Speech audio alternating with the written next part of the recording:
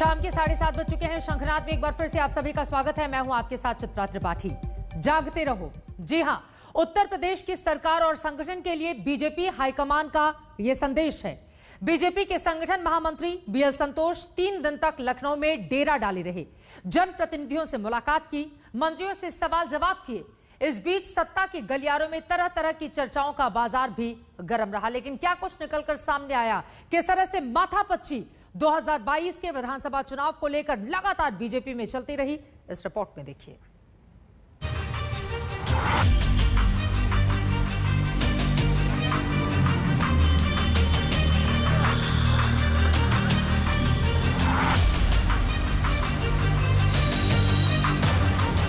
लखनऊ के बीजेपी दफ्तर से जब स्वतंत्र देव सिंह के साथ पार्टी के संगठन महामंत्री बीएल संतोष बाहर निकले तो तमाम सवाल छोड़ गए।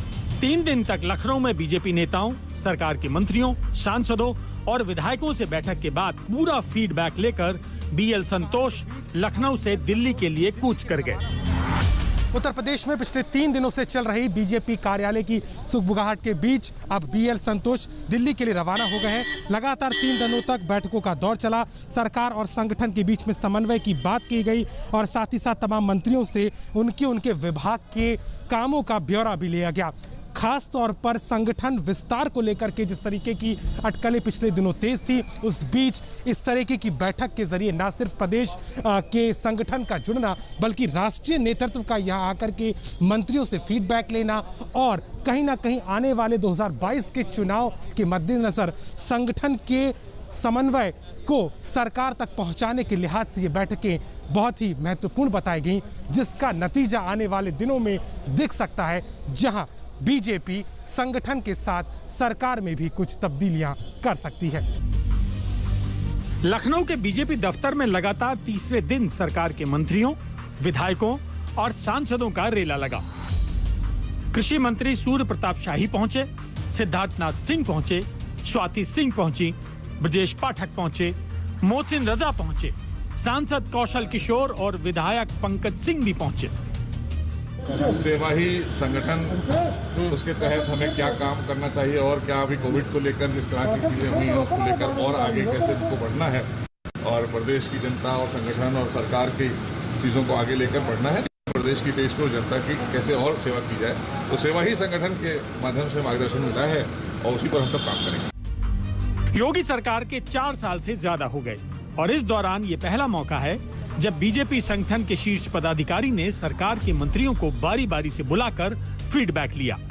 संगठन महामंत्री बीएल संतोष ने जिस तरह से मंत्रियों की क्लास ली, जिस तरह से सवाल पूछे, उससे कुछ बातें तो पानी की तरह साफ हो गई हैं। बीजेपी ने 2022 विधानसभा चुनावों की तैयारी अभी से ही शुरू कर दी है। चर्चा ये भी है कि बीएल संतोष ने आरएसएस के लोगों से भी मुलाकात करके उनसे सरकार का फीडबैक लिया है। चर्चा ये भी है कि यूपी में मंत्रिमंडल विस्तार होना है। कुछ नए चेहरे मंत्रिमंडल में आ सकते हैं तो कुछ मंत्रियों की विदाई भी हो सकती है। केंद्र में भी यूपी कोटे के मंत्रियों की तादाद बढ़ाने की भी चर्चा है। बीएल संतोष ने सभी नेताओं से अलग अलग बातचीत करके फीडबैक लिया है। ये फीडबैक सरकार और संगठन दोनों के बारे में है। हालांकि बीजेपी नेता इसे रूटीन बैठक बताने में जुटे रहे। संगठनात्मक बैठक है।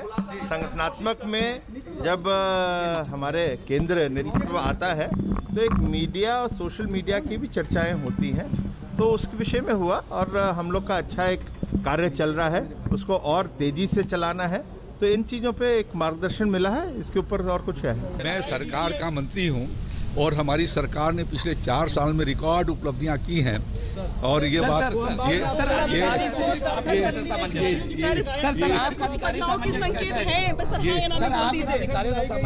ये जानकारी मैंने अपने राष्ट्रीय संगठन मंत्री आदरणीय बीएल संतोष जी को दी।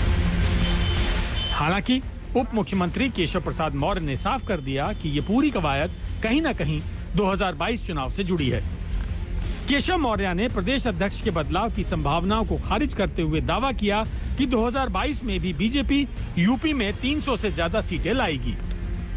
जनता पार्टी के मेरे संगठन महामंत्री हैं और संगठनात्मक दृष्टि से बैठक पर चर्चा हुई है। बैठक जो चर्चा हुई है बहुत अच्छी चर्चा हुई है।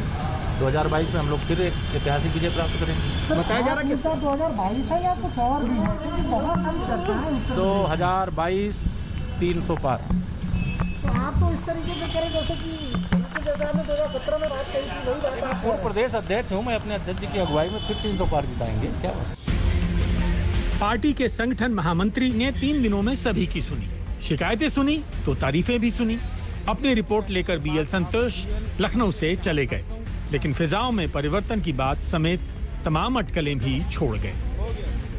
तमाम अटकलें इस ओर इशारा कर रही हैं कि अगले कुछ हफ्तों में उत्तर प्रदेश में कुछ बदलाव के आहट हैं। हालांकि जिस तरीके से जाने के पहले बीएल संतोष ने ट्वीट कर योगी आदित्यनाथ की सरकार को सराहा है, कई जानकार अब ये कहते हैं कि ये सब कुछ सिर्फ और सिर्फ पार्टी के कार्यकर्ताओं को एक बार फिर संतुष्ट करने की एक कोशिश है। लेकिन क्या 2 हफ्ते बाद कुछ बदलाव के संकेत हैं?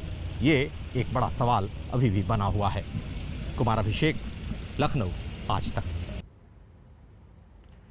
AK शर्मा, जी हां, ये वो नाम है जिसने यूपी की सियासत में खलबली मचा दी है। AK शर्मा पूर्व IAS हैं, जिनकी प्रधानमंत्री नरेंद्र मोदी के साथ पिछले 18 साल से जबरदस्त ट्यूनिंग है। चर्चा यह है कि हाईकमान AK शर्मा को योगी आदित्यनाथ सरकार के मंत्रिमंडल में देखना चाहता है। लगातार इस बात की अटकलें हैं कि आखिर इस यात्रा का मकसद क्या है। क्या कहीं कोई बदलाव है? क्या AK शर्मा को योगी मंत्रिमंडल में लाने की कवायद है? क्या डिप्टी CM केशव मौर्य को दोबारा से प्रदेश अध्यक्ष बनाने की बात चल रही है कि उन्हें OBC चेहरे के तौर पर दोबारा से चुनाव के पहले आगे करने की कोशिश है? हालांकि केशव प्रसाद मौर्य ऐसी किसी भी संभावना से साफ इनकार कर रहे हैं। जैसे कि बिल्कुल जैसा आपने 2017 में बात कही थी, वही बात आप कह रहे हैं। प्रदेश अध्यक्ष हूँ मैं, अपने अध्यक्ष जी की अगुवाई में फिर 300 पार जिताएंगे। हम आपको बता दें कि हफ्ते भर पहले AK शर्मा नई दिल्ली से आकर योगी आदित्यनाथ से करीब घंटे भर की मुलाकात कर चुके हैं। उसके बाद AK शर्मा वाराणसी में काफी सक्रिय रहे। कोरोना से निपटने में बनारस मॉडल की तारीफ खुद प्रधानमंत्री नरेंद्र मोदी ने की थी। सभी ने एक एक मरीज की जीवन रक्षा के लिए दिन रात काम किया। खुद की तकलीफ, आराम, इन सब से ऊपर उठकर जी जान से जुटे रहे, काम करते रहे। आपकी इस तपस्या से बनारस ने जिस तरह इतने कम समय में खुद को संभाला है, आज पूरे देश में उसकी चर्चा हो रही है। इन सब के बीच सबसे बड़ा सवाल आखिर 4 साल बाद